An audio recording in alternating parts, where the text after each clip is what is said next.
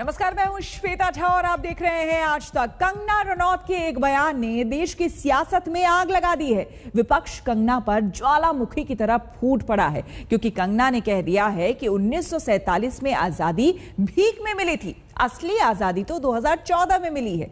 कंगना का यह विचार एक बड़े वर्ग को रास नहीं आया और वो निशाने पर आ गई। कंगना रनौत को पद्मश्री अवार्ड से सम्मानित किया गया है। राष्ट्रपति रामनाथ कोविंद के हाथों से पद्मश्री लेते वक्त कंगना की खुशी का ठिकाना नहीं था, लेकिन पद्मश्री बनकर कंगना ने इनाम नहीं बल्कि आग लगाने का काम किया है।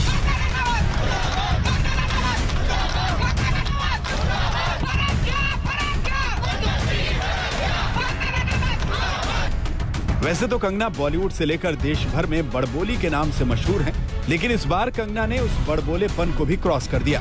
जी हां, कंट्रोवर्सी क्वीन कंगना ने भारत की आजादी को लेकर जो बयान दिया है, उससे देश की सियासत का ज्वालामुखी फट पड़ा है। चलिए, बहुत ज्यादा कहने और सुनने से पहले आपको पद्मश्री कंगना रनौत की सोच और उनके जहन में जो चल रहा है वो सुनाते हैं। कंगना रनौत का सबसे लेटेस्ट ज्ञान सुनवाते हैं।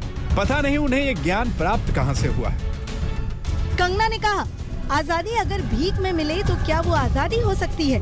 सावरकर, रानी लक्ष्मीबाई, नेताजी सुभाष चंद्र बोस, इन लोगों की बात करूं तो ये लोग जानते थे कि खून बहेगा, लेकिन ये भी याद रहे कि हिंदुस्तानी का खून ना बहाए।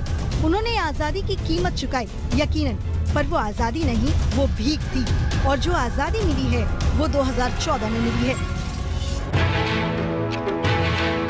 तो सुना आपने पद्मश्री कंगना ने क्या बोल दिया। यकीनन कंगना के इस बयान को सुनकर आजादी की लड़ाई लड़ने वाले नायकों के खानदानी अपने कानों में पिघला हुआ लोहा डाल लेंगे। कंगना कह रही हैं कि देश को 1947 में आजादी भीख में मिली थी, असल आजादी तो 2014 में मिली है। अब पूछने वाले यही पूछ रहे हैं कि कंगना को पता है इतिहास की कोई किताब है? कंगना को पता है आजादी के नायक कौन कौन? क्या कंगना को पता है इस देश को आजाद कराने के लिए हमारे नायकों ने अंग्रेजों की गोलियां खाई, अंग्रेजों के अत्याचार झेले, जेल गए, आंदोलन किए और कंगना ने पद्मश्री अवार्ड हाथ लगते ही सब कुछ धो दिया।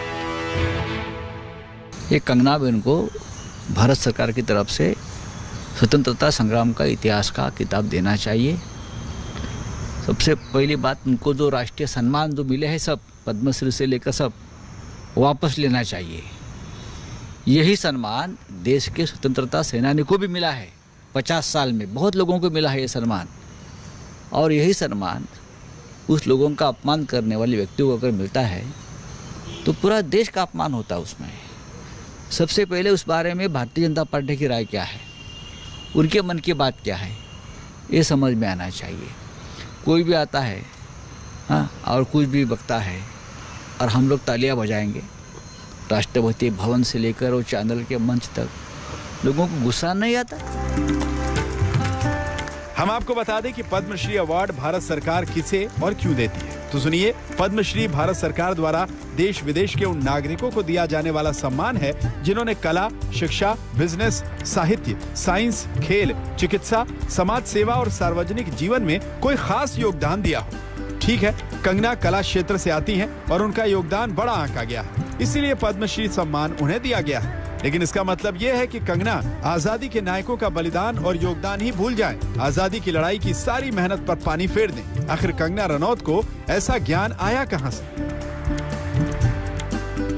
एक सिरफरी औरत को लगता है कि वो हमारी आजादी को भीख बोलकर निकल जाएगी और पूरा देश चुप रहेगा।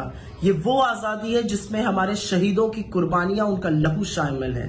महात्मा गांधी से लेकर नेहरू, सरदार वल्लभ भाई पटेल, चंद्रशेखर आजाद, भगत सिंह, नेताजी सुभाष चंद्र बोस जैसे लोगों ने अपने प्राण की आहुति दी कि हमारा देश आजाद हो।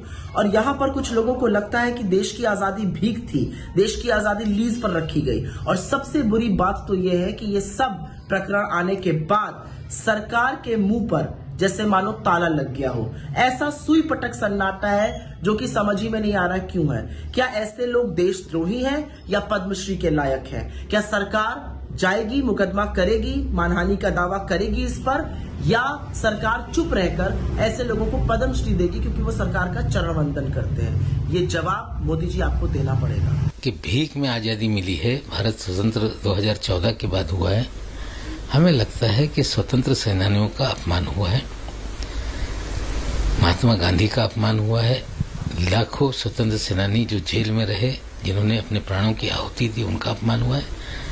और उन्हें शर्म नहीं आती? झांसी की रानी जो 1857 की लड़ाई की एक नायिका थी, जिस पर आपने फिल्म बनाई, उससे पैसे कमाए, कम से कम उसकी तो लाज रख लेते। ये बहुत गंभीर मामला है। हम मांग करते हैं कि तात्काल रूप से राष्ट्रपति महामहिम पद्मश्री पुरस्कार वापस लें, मुकदमा दर्ज हो, उनकी गिरफ्तारी हो, और मनाला क्रीम पी के ओवरडोज हो जाए और बोल दें, ये देश बर्दाश्त नहीं करेगा। ये देशद्रोही, राष्ट्रद्रोही बयान है। हमारे देश का जो स्वतंत्रता संग्राम है, 150 साल तक हम गुलामी के खिलाफ लड़ते रहे, हमारे लोगों ने आज़ादी के लिए खून बहाया, बलिदान दिया, सभी लोग हैं उसमें। तात्या टोपे से लेकर झांसी की रानी, क्रांतिवीर फड़के, मदन लाल धिंगरा, भगत सिंह, सुखदेव, कितने नाम ले सकते, अशफाक उल्ला खां, वीर सावरकर, हाँ, ऐसे कितने लोग जेल में गए। काला पानी, हाँ, क्या मालूम है ये लड़की को, कौन है ये लड़की? 2014 में अगर आपको आपका इतिहास, नया इतिहास लिखने का जिम्मा आपको सरकार ने सौंपा है क्या? कंगना की आजादी वाले बयान पर बीजेपी के खिलाफ बागी तेवर अख्तियार कर चुके वरुण गांधी ने ट्वीट कर लिखा, कभी महात्मा गांधी जी के त्याग और तपस्या का अपमान, कभी उनके हत्यारे का सम्मान, और अब शहीद मंगल पांडे से लेकर रानी लक्ष्मीबाई, भगत सिंह, चंद्रशेखर आजाद, नेताजी सुभाष चंद्र बोस और लाखों स्वतंत्रता सेनानियों की कुर्बानी का तिरस्कार। इस सोच को मैं पागलपन कहूं या फिर देशद्रोह? अब कांग्रेस हो या एनसीपी, शिवसेना हो या आरजेडी, सब के सब कंगना के बयान पर बुरी तरह भड़क गए हैं। महाराष्ट्र सरकार के मंत्री नवाब मलिक ने तो कहा है कि कंगना ने लगता है ज्यादा मात्रा में ड्रग्स ले ली है। नवाब मलिक ने लिखा, मोहतरमा मलाडा क्रीम लेकर ज्यादा बोल रही है, मलाडा क्रीम का डोज ज्यादा हो गया है, इसीलिए उल जुलूल की बातें कर रही है। हम मांग करते हैं कि केंद्र सरकार कंगना रनौत का पद्मश्री वापस ले। अब समूचा विपक्ष कंगना पर देशद्रोह का केस दर्ज करने और उनसे पद्मश्री अवार्ड वापस लेने की मांग कर रहा है। आज तक ब्यूरो। कंगना रनौत